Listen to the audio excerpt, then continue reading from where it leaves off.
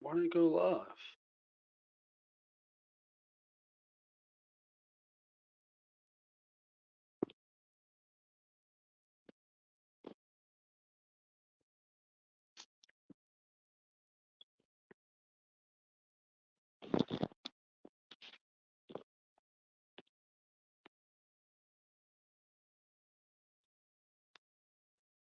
Hope I'm not having connection issues.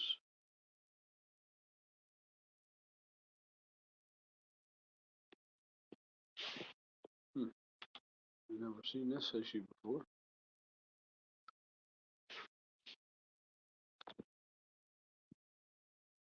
So I'm getting word over here from my boy Josh that we are live, and I apologize for that. Usually, the feed will come up into my main screen, and I actually can't see that right now. So I'm having a little bit issues on my end. But I want to say what's going on. Sorry. Oh, there we go. My beautiful face. I can see it now. Um, I want to say welcome to the show, Undrafted Hoops. I'm your boy JB the Chef. It's been a few weeks since our last live, but we're back. We're ready to go. We had some audio issues last week, and today we had some video issues, but we're going to do our best to bring you something informative tonight. I'm fired up about this season, and we're trying to navigate through so much news and so much content every single day, and there's just so much going on around the league, whether it be on court, off court, and I'll tell you what though, overall we just love to follow it, man. Like if you, oof, look at that, man. What's up, Jesse? Um, if you want to check out like the way we cover the league, not necessarily what the mainstream media is going to cover or just magnify. We kind of just keep it positive on our page, Undrafted Hoops on Facebook, also on Twitter at Undrafted Hoops underscore. We're also on YouTube, where we've just recently started posting highlights, and we're going to try and be as consistent as we can with that. And we started this new top three plays of the night. We're going to try and be consistent again with that every morning between 11 and 12 Eastern time. We're going to post our top three plays. We just got a huge support group right now between my man Forrest and Jesse and Luca Brazzi, my man Jesse. Coleman's been fired in lately. Gary's always, the Mad Wizard himself. He's going to be on the show with us tonight. We're really starting to put together something here, and we hope you enjoy it as much as we do. If not, we'll just talk to ourselves and talk about basketball every day. Either way, win-win. So let's get my guest let's get my guest brewing here. Let's get my man who we got first. Oh shit, Tony Hoops What? and oh it's the usual gang tonight. Yes, sir. Tony Hoops and the Mad Wizard himself, Gary, the Mad Wizard. Got to say, welcome to the show. But I also have to say, I'm very sorry that your season is already over. Um, You could have said in, that 2 months ago. yeah, but I want to say this to you though, Gary, and I kind of want to ask you a question here. Um, I know we and you differed on our over/under win totals. It's only been 10 games in, 11 games, and they're really poor. They're playing poorly right now, and you have to be even disappointed. Um, Even though you knew they were going to be bad, you have to be disappointed early on the season. Some Ravens fan, yeah. I mean, I definitely am disappointed. I knew we'd be bad. I knew we'd be like 25, 30 wins max. Now it's like, will we win 20 games? But you thought you'd see some flashes from Jordan Poole, some nice 30-point games, maybe a 40-point game here and there, breakout. This man's struggling to get to 20. You know what I mean? Most nights. He's just playing stupid basketball. Not bad basketball. He's playing stupid. Like, Kuzma's having good games. He's playing well. I enjoy Koulibaly. Shout out to Tony on pointing that one out when we drafted him. I knew nothing about the guy. but him playing 30, Tony 35 G was minutes a on night that now, motherfucker's radar. him and Kispert are like our two bright spots. You know what I mean? But besides that, like I can't stand the coach. I hate how he coaches the team. Yeah, the rebuild it's still a rebuild. Look, at least you come to that conclusion that, like, look, we're in a rebuild. Some of these pieces are going to shake themselves out, and kind of like a sieve, you know. Yeah, and I'm along for the If ride, man. I'm a diehard Wizards fan. I ain't going nowhere. I'm a Sixers fan, my man Tony G's a Sixers fan, and from two Sixers fans to you, just trust the process. It might take 20 years, but just trust it. And with that intro, Tony Hey, and G, as crazy as it is, we were in the playoffs, what, 3 years ago? It's not like we're never there. It's just there's sometimes we have you're gaps, far, and you're this might be far the from longest gap in a while. you're far from that. I I might be would 40 say by the time we go back. forget about the playoffs for a little bit. But Tony G, I gotta flip the switch here because I asked Gary about his favorite team, the Washington Wizards.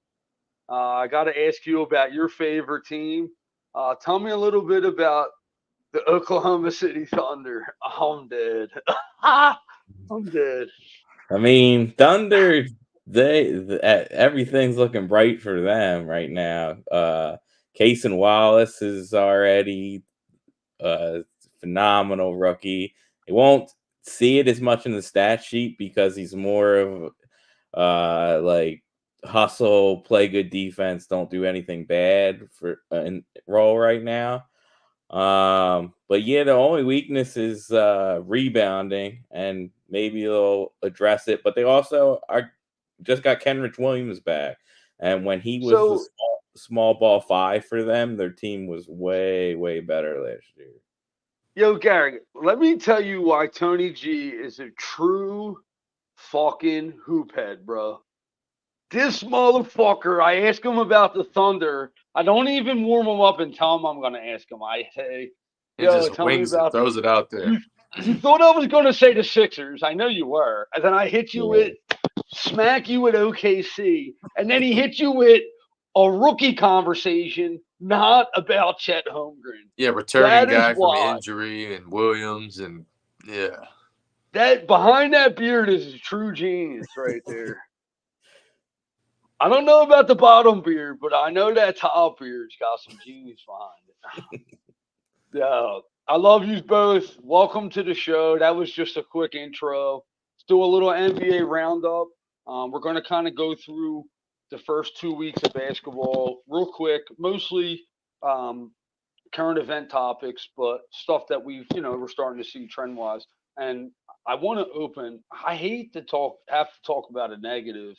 Uh, you know, this deep into the season, like we're 11 games in now. So, Draymond Green yesterday decides to choke somebody. Decides to choke another human being in a basketball game. Um, Gary, tell me what you just said to me before this show and why we're going to start with I Draymond thought it would Green. be good to start with this topic so we can get a stranglehold on the show. I loved it. That was such a good joke. He said, "I want to put a stranglehold on the show." Is 5 games enough, No. Tony? 5 games enough? Yeah, the NBA likes money. It's not enough. It's not enough. But they're feeding into this Draymond villain role. Like NBA is in But the on it. but Or make a Marvel? I feel like the NBA's got to pick a side though. Like, do you want to allow people to be villains or do you want to eject people for being excited after a dunk? Like, it's such a Yeah, huge difference. yeah. Like, Like it's there's a such a gap. Like, how do you justify a technical for looking at somebody after a dunk, and then justify I'm gonna choke this dude? Yo, it's not even like he just choked him to pull him off him. He literally tried to John Jones Bones this dude neck off he's dragging him for for no like re- 5 feet. for no reason. It's not even like the dude sucker punched Clay Thompson in the face and it was like Ron Artest shit. This dude just said, you know what? You coughed on a microphone, I'm gonna choke you out forever. It was like he's been waiting. Exactly. He said Dude. he had PTSD and thought Gobert started the pandemic. He said, "I'm Yeah, getting I'm taking this dude out. yeah." He said, I'm ending COVID for good. Yo, bro, calm down. It's just basketball, man. He said no. He said no more viruses coming to this league ever Out of again. that whole scuffle though between those two teams, Draymond's the only one who's like about it, about the fight. You know what I mean? Clay, that was stupid on his part. He got in there, got his little quick jab, you know, his grabbing jerseys, and then he started getting pulled, and he backed out real quick. Ant Edwards and Cat are just standing right there watching Gobert get choked. Nobody grabs Draymond. I mean, he looked like he was going to kill him. He had a look in his face like he's been smashing his wife or something. Like, I'm still trying to understand the thought process behind Draymond Green in that moment. But and to me, though, honestly, my main thing is like, where are your teammates? Where was your help?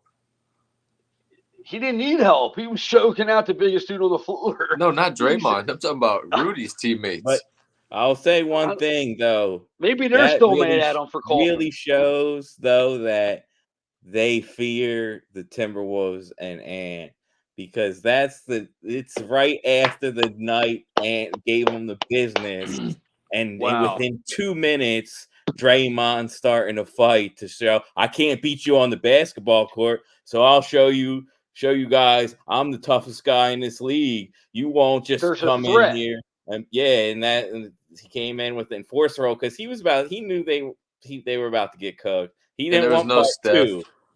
But no, you were right, Gary. And the league is choosing like we will need Golden State to be good.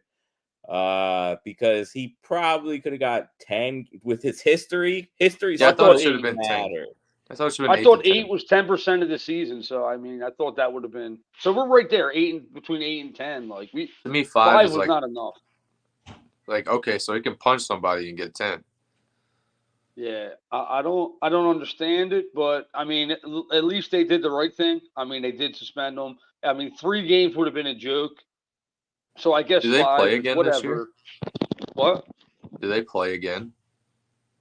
Oh, I'm sure they do. Yeah, they definitely play again. I don't know. That's what do you play 4 against your conference? I can't wait.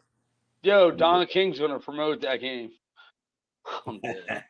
Imagine that's how the NBA did suspensions. Like they're like, you're suspended for to prevent anything. And he's going to miss some of the NBA Cup, and not that it necessarily. This NBA Cup got these players going wild. Yeah, you know what? Let's Davis over here getting into it.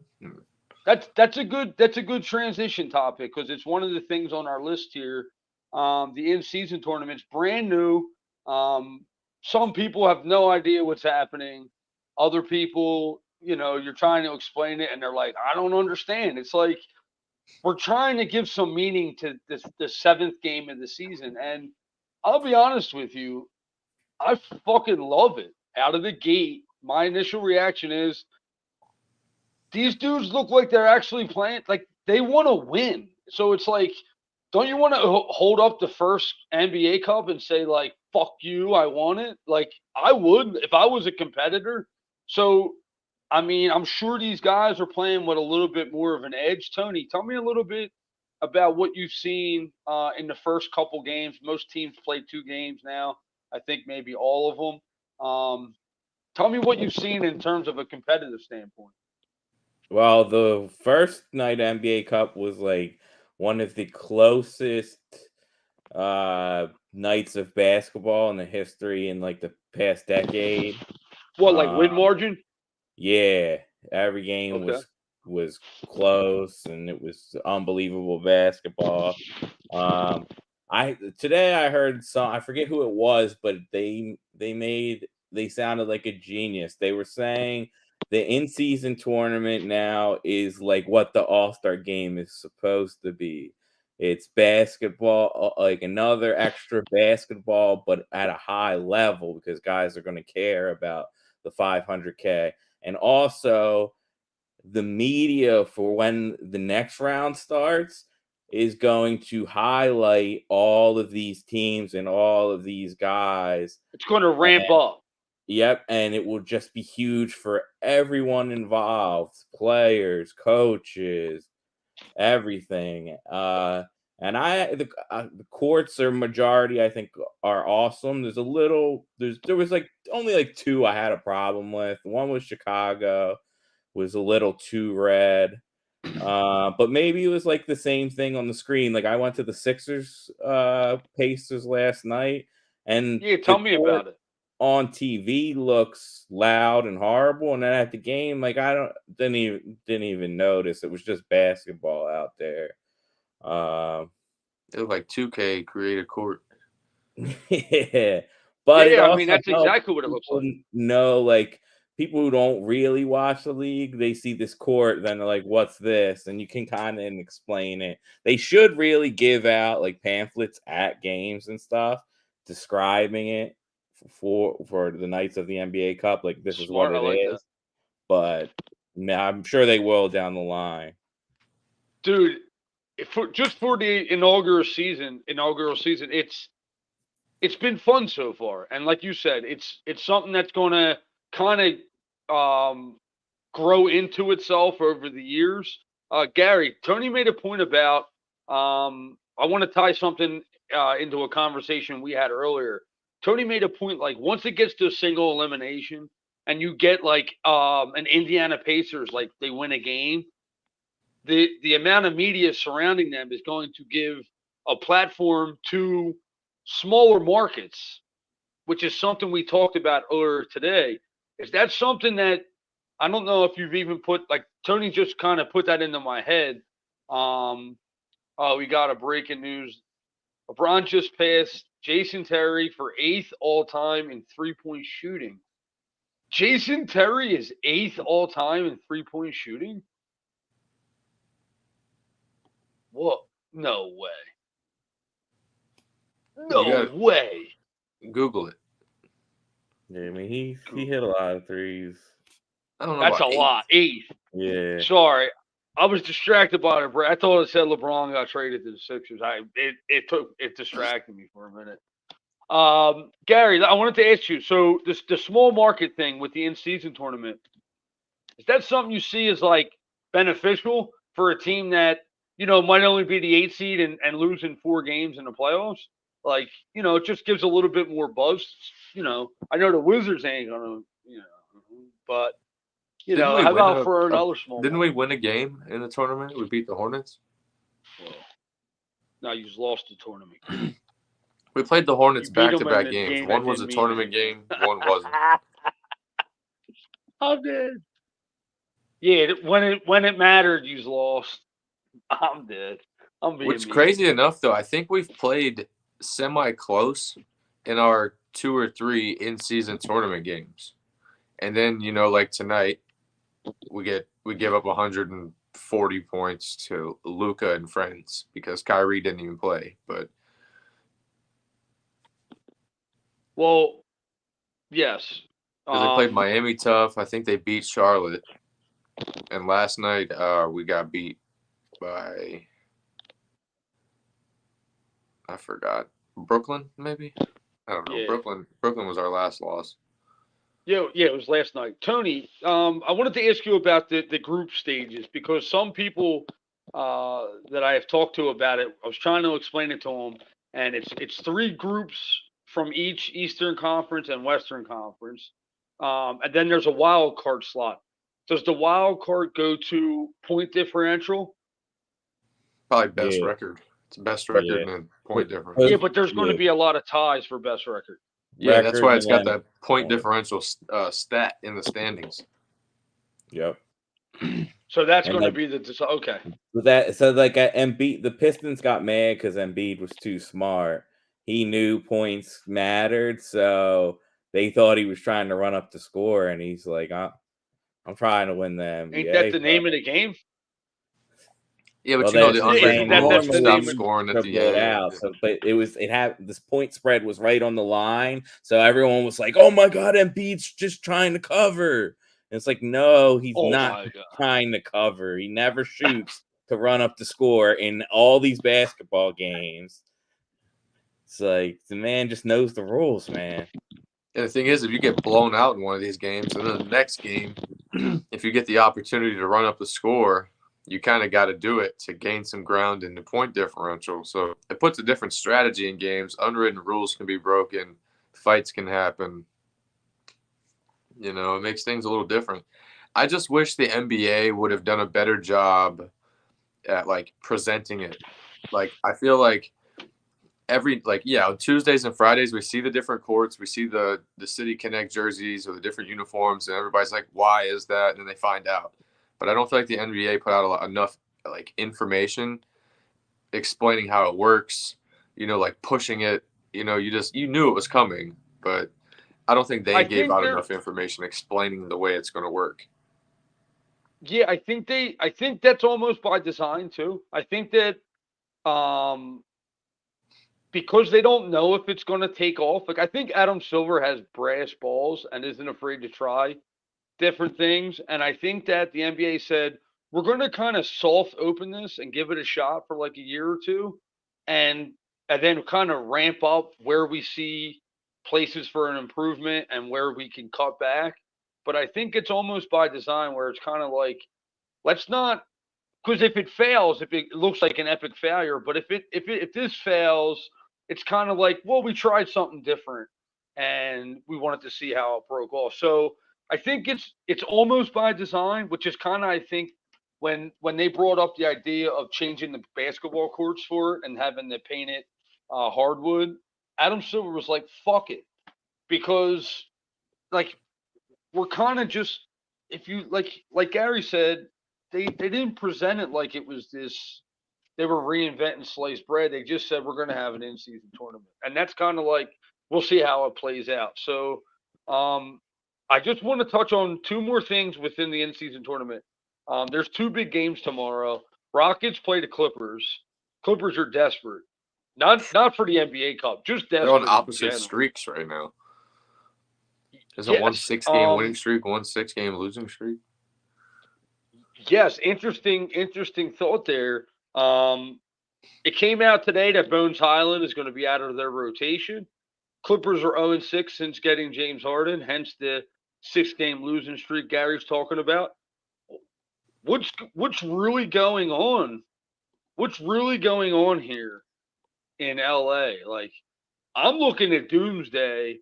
Other people are saying no, that they're almost winless in 10% of the season. I think they're, I don't know. Let's dive in. Tell me a little bit about what you're seeing and not seeing from the Clippers. I just think it's a big lack of chemistry so far. They got to figure things out on the fly. But this is the life of, in my opinion, putting too many superstars together. Like, no matter who it is, where it is, like, they require the ball. They require things to be, like, drawn up around them. And you got Paul George, Kawhi Leonard, and Harden, who all require to kind of be ball dominant at times, especially Paul George and Harden. Westbrook has learned to kind of take the back seat. But all of a sudden, I realized in the first 3 or 4 games Harden's there, Westbrook's shooting 18 times one night, 23 times another night, and he never shot more than 10 times a single game all year. So it's like they kind of changed what they were doing. I don't know if they're experimenting or what, but it's just way too much talent to look this bad. It's not looking good for Harden. 3-7 is a hard, steep hill to come out of. I'm worried that the Clippers start to balloon, and this becomes kind of going to feel like the Boston Celtics, where when they imploded their roster, they just gave up on everybody because of the way the Clippers roster is structured. I believe all 4 guys can leave after this season, correct?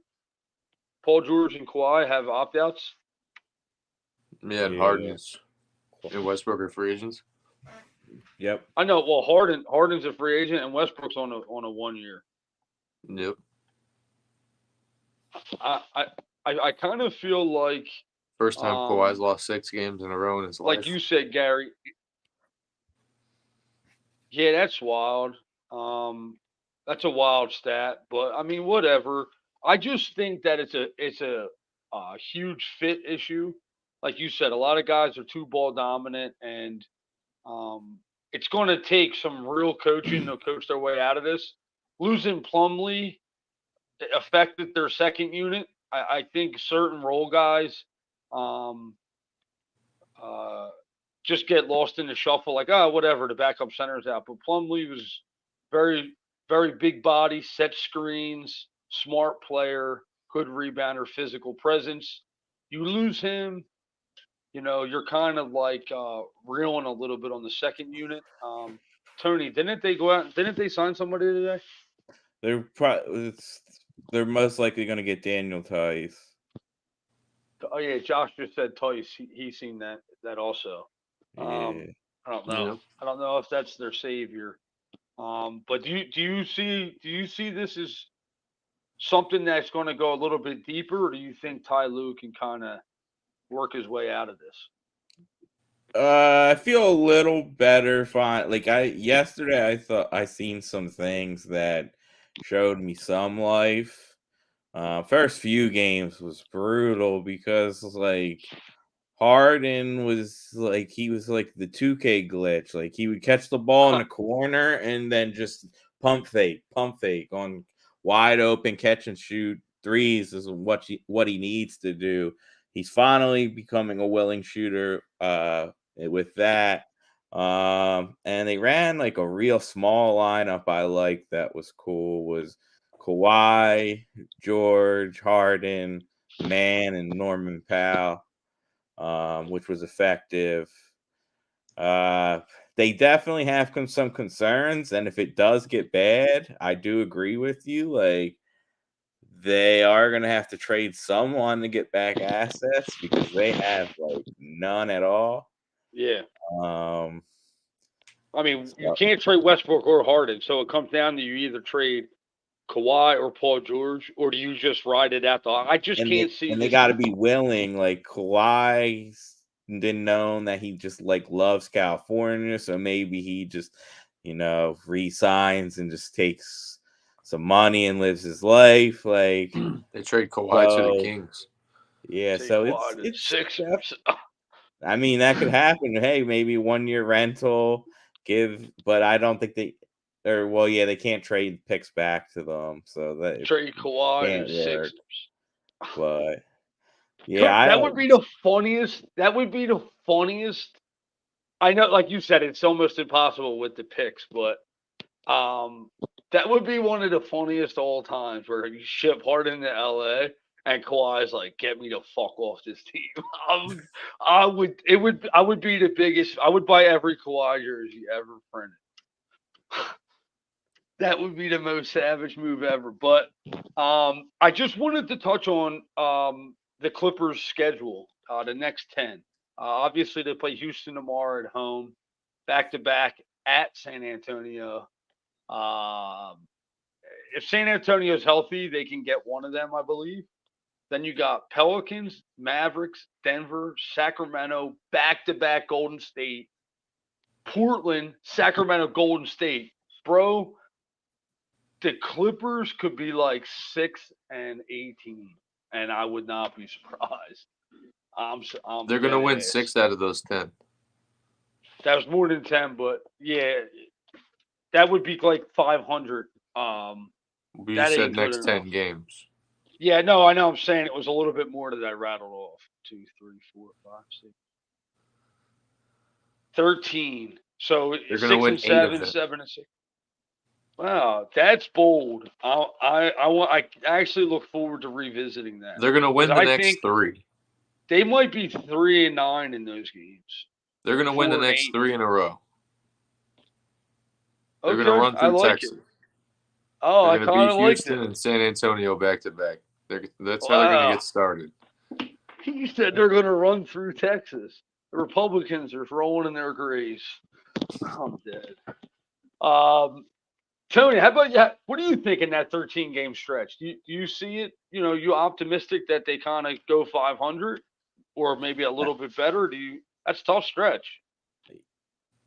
Yeah, I mean, it's basketball has momentum in there. I could see I was leaning towards 500, but I also, if they win tomorrow and beat San Antonio, Yeah, it's three th- straight. then they could definitely, like, come in and beat New Orleans too. But I'll stay with where I'm at. Like, if I'm a Clippers fan, I want them to go like 500 over that next 10 because it's still growing pains. But I want to see good, like, they can't just have these horrible losses either and stuff. But like you said, like, this stretch here is key. They have to lock in right now, or it could get too bad too quickly. You can't really go down 10 games below 500 in this Yeah, league. Like, Not in the it's Western Conference either. not in the West. So no. I am going to be locked in on watching the Clippers. I Oh god. normally, which is, well, it gets me. I watch a lot of Wemby games anyway, so Oh, I know. that's cool. Get to watch them back to back. They kicked his ass the first time, so he'll be ready for those two games. But now the Houston James versus Houston. Yeah, let's talk about. I didn't have Houston on my list here, but we said we were going to talk about some teams at the end. Let's transition right into Houston. Let's pivot off the lowly Los Angeles Clippers. Yeah, I'm bitter. I don't give a shit. But Ime let's is talk one of the about. best coaches in the NBA, man. Yeah, let's talk about this, man, bro. The Houston Rockets are on a 6 game win streak. I think they started Um, 0-3 and now they're 6-3.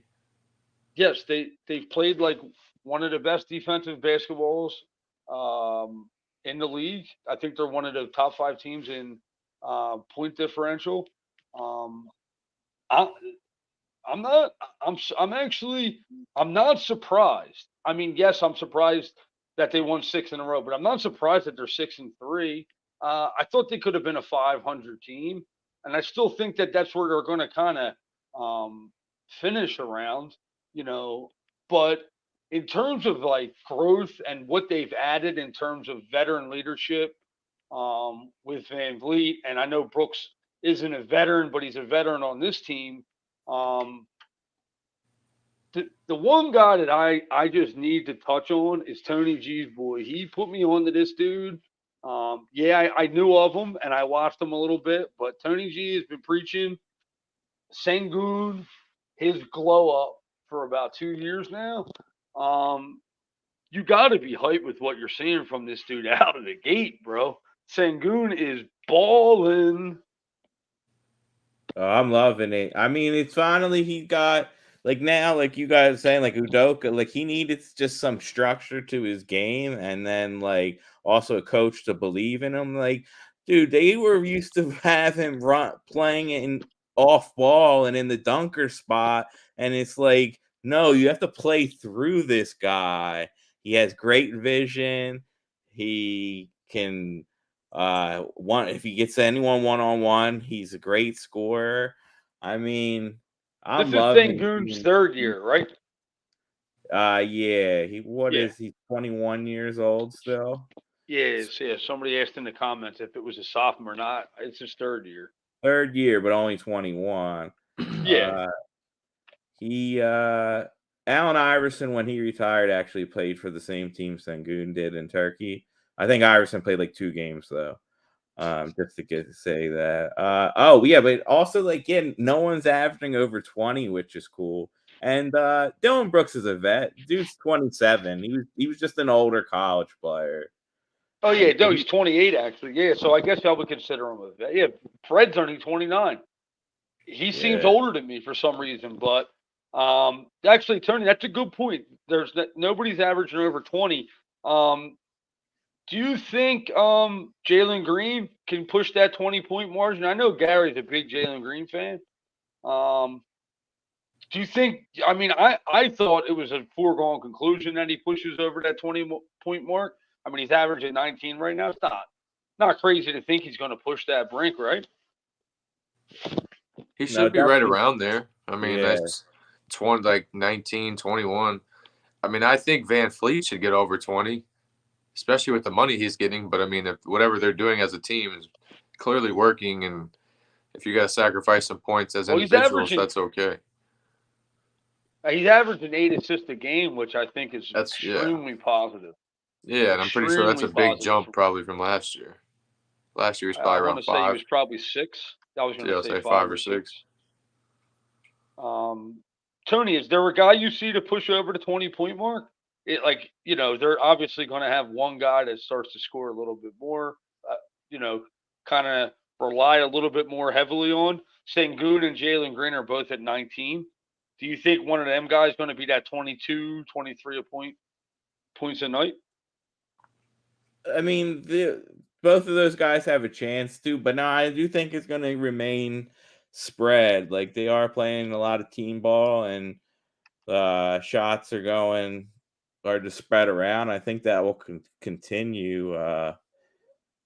Because like I don't know, the Jalen Green will have those games. He'll have the highest scoring games. Like he'll score 30 here, 30, but it's like one of those teams where like if it's not your night, then other guys are winning the games for you. Like and people are sacrificing, which is good to see. I hope they beat the Clippers, to be honest. But So do It'd be a I. pretty I think big that would win for be. them. Yeah, it would be a huge win for them. I mean, it would kind of be a stamp on the next generation of talent, and I think that's something that the NBA Cup can capitalize on. It's like, hey, these teams might be too young to win the championship, but they can compete at this level against the best teams, even if it's early on in the season. So I'm very excited for the Houston Rockets tomorrow, and see if they can continue this. Um, Speaking of next generation superstar talent, let's touch on Tyrese Halliburton. I would love to say Tyrese Maxey, and that dude deserves his flowers too. But I can't talk about him without talking about the main honcho, Tyrese Halliburton. I mean, this dude put on a performance in front of Tony's eyes yesterday. He had the glasses on at the game, binoculars, probably watching Halliburton. I could see him in the crowd. What did you see from Tyrese the other night? 15 assists, no turnovers, a lot of 3-pointers. Um, is this it? Is he fully into the superstardom level?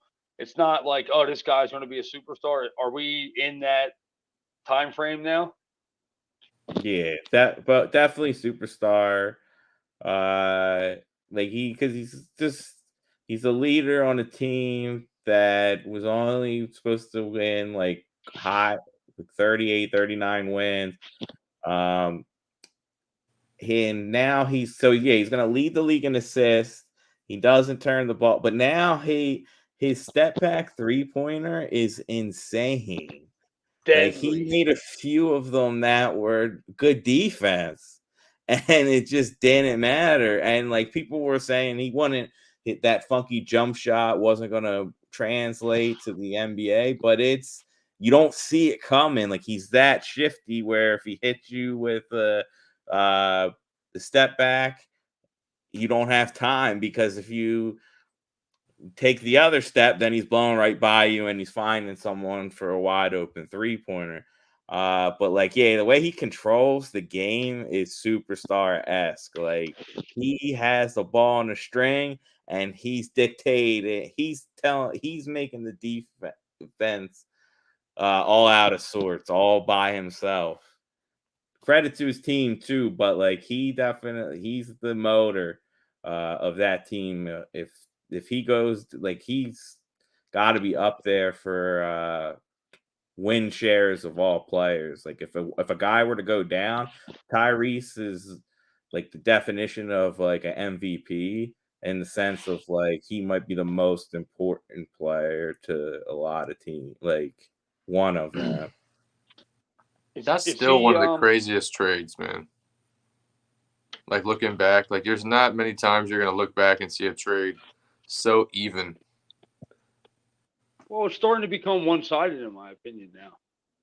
It's funny as good as Sabonis is, and he is very good. There's no doubt about that.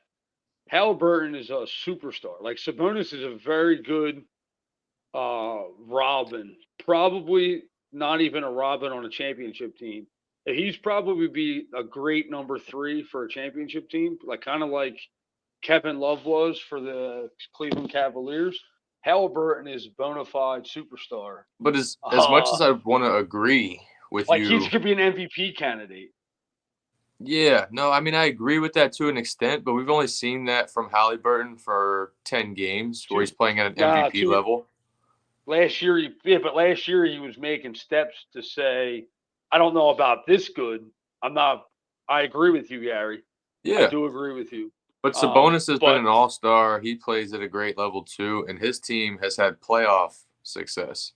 Until Halliburton can, get his team on a better playoff. Team, though. I don't even think Sabonis is the best player on his team. No, he's not. You know what I'm saying? He's probably not. De'Aaron Fox. De'Aaron Fox last year, Halliburton averaged 20 and 10. He just missed out on the assist league and assist. James Harden got him with less games played. But he beat Halliburton out. Speaking of the trade between Sabonis and Halliburton, like I said, Sacramento had a tough choice to make. They had 2 elite point guards, Halliburton on my team, but they had a choice between De'Aaron Fox and Halliburton. You can't. I mean, you could have kept both of them, but I just don't see that as feasible. Kind of like what the Nuggets did with Nurkic and Jokic. They said we're going to keep the guy we think with the higher upside.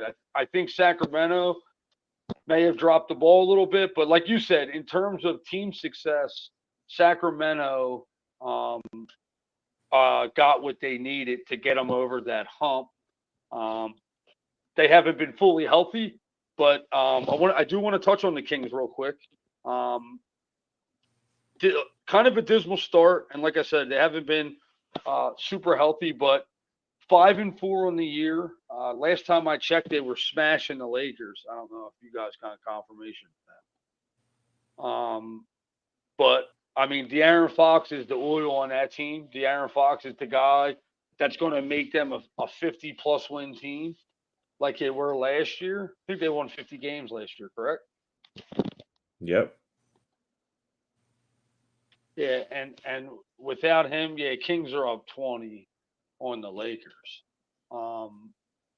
I'm excited. When he got hurt, I was like, oh, they'll be all right. Like they'll be able to work their way out of it, and they hung in there. But the more and more I watch Fox play on this team, he is vital for that team's success, I believe. Sabonis is having a big game tonight too, so I'll gladly eat my words if they make each other so much better. Like the good point. Their two main game is insane. Like that's the thing. Like Sabonis is not the same guy without working on Fox, and it's vice versa. I want to transition this conversation real quick because we're coming up on that hour mark, and I want to talk about a team that is also dealing with an injury to their point guard that is winning without him and have proven that they can compete without him. The Denver Nuggets, defending champions, they have the best player in the NBA on their roster, Nikola Jokic.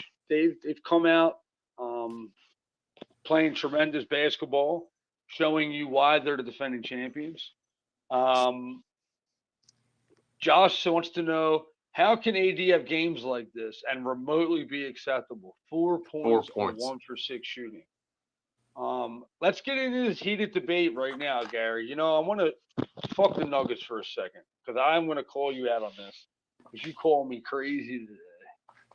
And nobody calls me crazy except for me, Gary.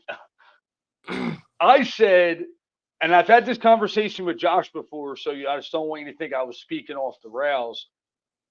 And it's funny that AD is having a bad game tonight because it furthers my point. LeBron James is still the best player on that team. If LeBron James were to sign an extension with the Lakers, would the Lakers possibly look at trading Anthony Davis in order to try and compete around LeBron for 2 or 3 more seasons. Tony, am I crazy? Tell me. I just not Hurt my feelings like Gary. not crazy. No, definitely not crazy. The thing is, they love AD, but if the season goes south, really depends. Still, I think on How do you love a what guy they 1 for do. 6? You may trade for Zach LaVine before they go for an AD. Like it seems like they're gonna try. They're trying to make it work with what they got. But like, they've yeah, I What built. can don't the know what Lakers happened. offer I don't them? know what happened to AD because in the bubble he was the best basketball player on earth for that playoffs. And like it wasn't even really remotely close. Like he was literally dominated on offense and defense. And I never haven't seen that guy since. I do think that I think the Why Lakers are why capable why of has he doing it. What? Go ahead. he peaked at he peaked at 3.5 3-point attempts a game, and now he's under 1 a game for the season. Why is that? Like, how does a guy of his caliber who doesn't like to bang in the post with centers, how does a dude like that not just shoot the fucking 3 ball with confidence? It's only going to open up the floor for him to drive past somebody closing out. At this point, I definitely see it as a mental block. Because like Darvin Ham was trying to do it all off season and throughout preseason. He told the man he wants him to shoot 6 a game, and he just refuses to shoot them.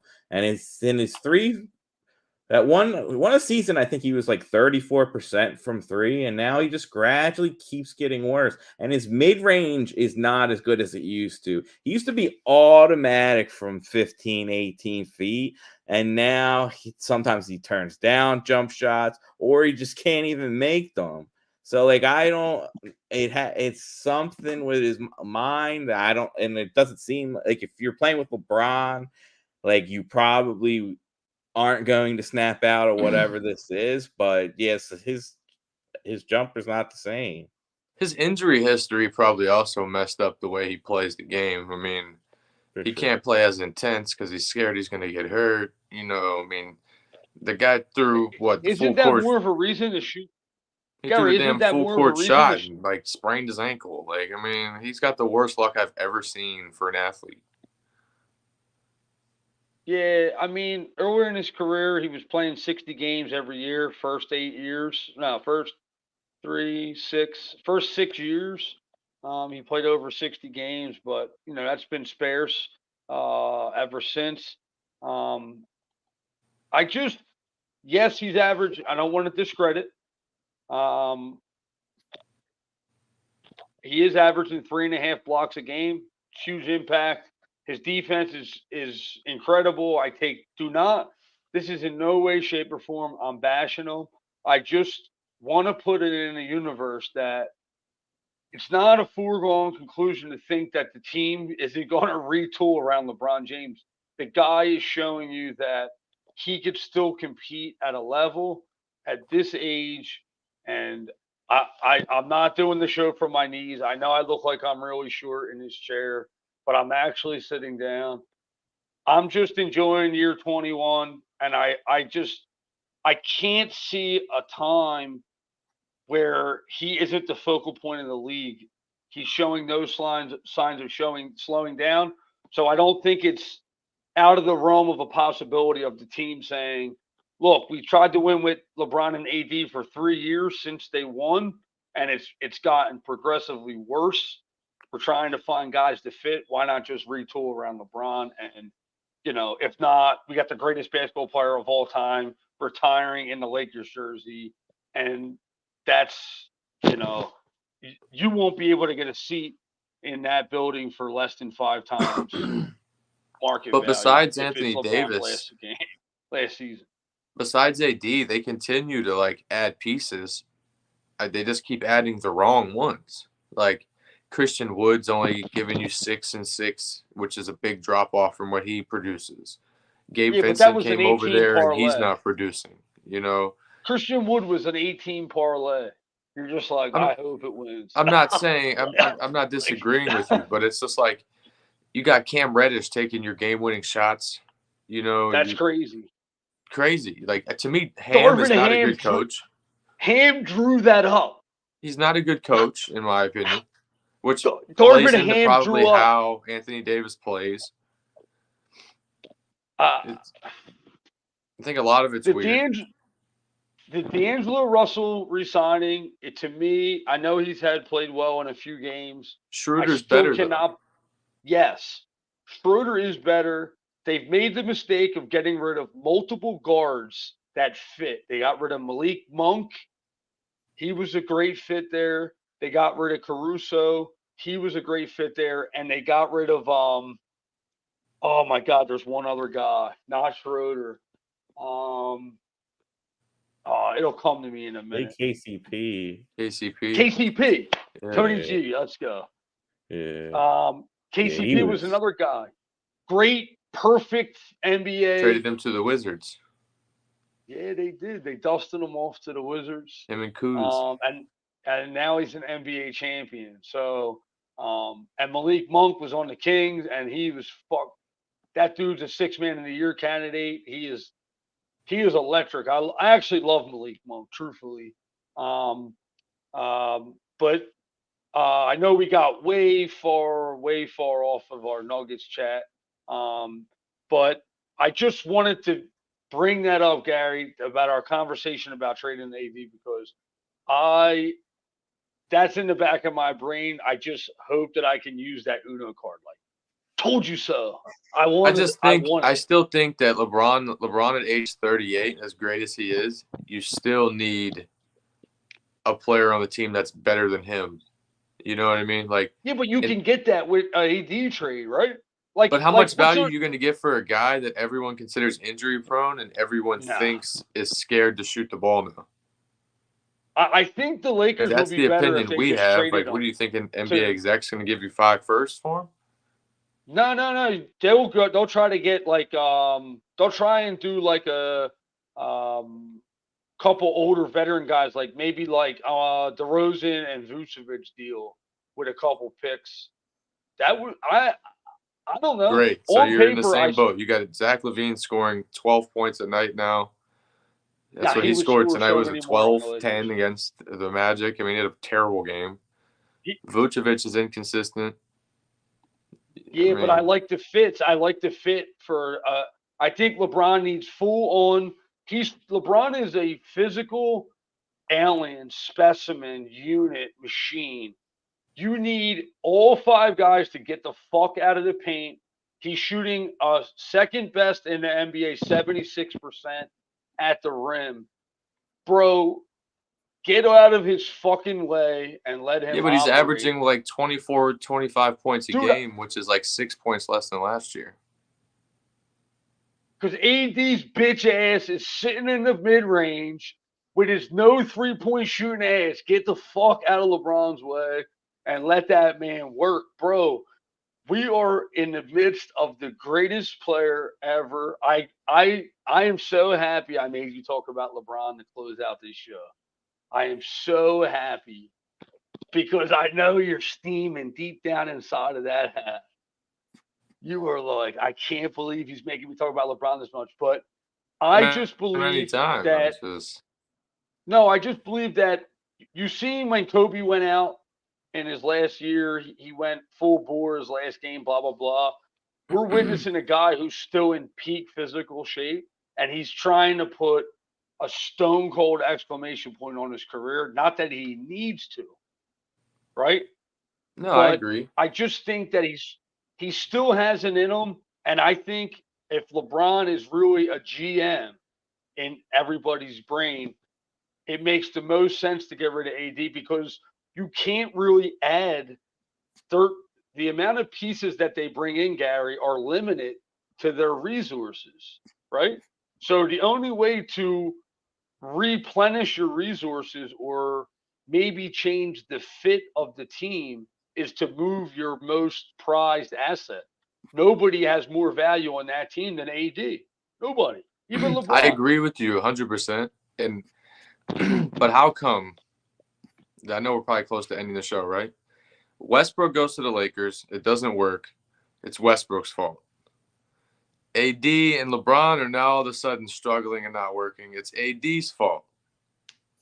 I'm not saying it's LeBron's fault. He's the greatest player in the last 25 years. Okay? Arguably the greatest of all time to some people. Okay? Not to me, but to some people. Let's go, Gary. But I'm not sitting here saying it's his fault. I'm not saying it's Westbrook's fault. I'm not saying it's AD's fault. I just believe the team is put together poorly. The salary cap was mismanaged. They don't have much flexibility to make necessary moves. So you're in a position now where you've done such a bad job building this team that you have to move your second superstar, one of your two superstars. Like, that's the ideas you have to come up with to save this team, is we have to move one of our best two players. Like, they just poorly put together that team. It could be genius, though, right? Yeah. I mean, it could. Like, but to me, that's last resort. Like, that's like, all right, we got backs against the wall. What can we do? We trade AD.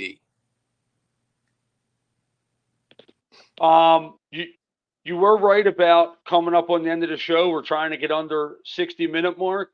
Gary, give me a little sign off and tell me one thing that we didn't talk about that you wanted to mention before you got off.